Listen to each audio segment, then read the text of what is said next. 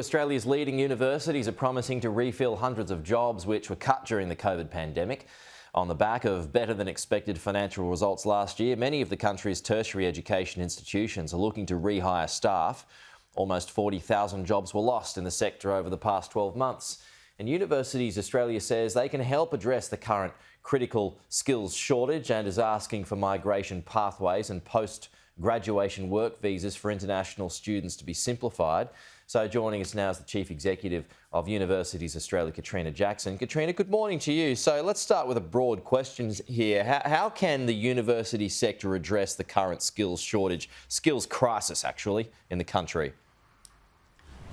Look, universities are so central to fixing this really big problem, Peter. We're competing with the rest of the world for skilled workers, both here in Australia but from overseas.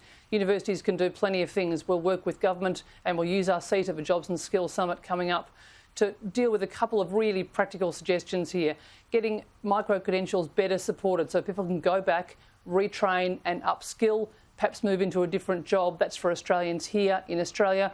Also, just smooth some of those visa pathways. It's quite complicated when you're an international student getting to stay on. Only 16% of those international students who've already made a huge investment in Australia stay on after their studies. We'd like some of those students, just a few more, up that percentage a bit to use their Australian education in Australia. Would you like that cut altogether, those fees, once they're here? Pardon me? Would you like those visa fees to be cut once those international students are here altogether?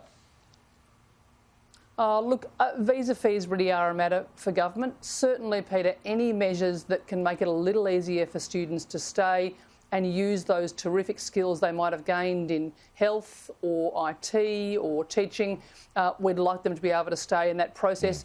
If it's changing fee structures, I think it's probably more likely changing the way the visa process works just to make it a little easier for them to stay on. How much competition is there at the moment when you factor in all the other countries that have skills shortages as well? How do you make Australian universities more attractive?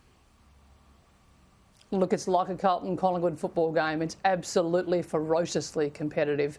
We are really up against every other country in the world.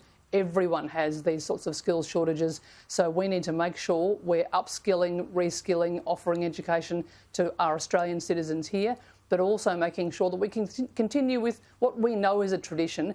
We have, as a nation, consistently imported skilled people from overseas.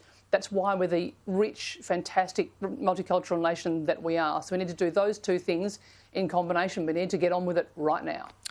Does there need to be a greater focus on students from India rather than China? Look, we've had some fantastic meetings with the Indian Education Minister who's in town this week. 1.3 billion people live in India and they have an ambition to make sure that 500 million of their citizens are educated by 2035. Those numbers are just eye-watering for Australians. Indian students have played a great role here. We think they'll continue to play a great role. We'd like a few more of them to stay here. But also, as a sector, we take our role in educating the region really seriously, and that's part of us being a responsible citizen, but also getting a great flow of skilled migration. Is India an example of where universities need to move away from an over-reliance on students from China? Look, China and India are the two most populous countries in the world. We've done very well establishing the third largest export industry, importing those students here and helping them to get a terrific world-class education, some of them staying on and enriching the country in which we live, and some of them going home and becoming citizens who talk with real fondness, make business connections back with Australia. They're both important countries. They both make a real contribution here. Whether one is slightly ahead of another is really a matter of the market. What's the percentage, if you have them, on the number of international students who tend to hang around after they've completed their studies here in Australia and join the workforce? So, Peter, you'll be surprised to know it's only 16%. So the vast majority of students go home or go off to a global career somewhere else. So if we just increase that percentage slightly, we'll go a long way to sorting out the skills shortage that we're facing. But as I mentioned before, every other country in the world is too, and they're all competing really hard for those valuable students. Okay, Catriona Jackson, appreciate your time this morning. Thank you. We'll talk to you soon.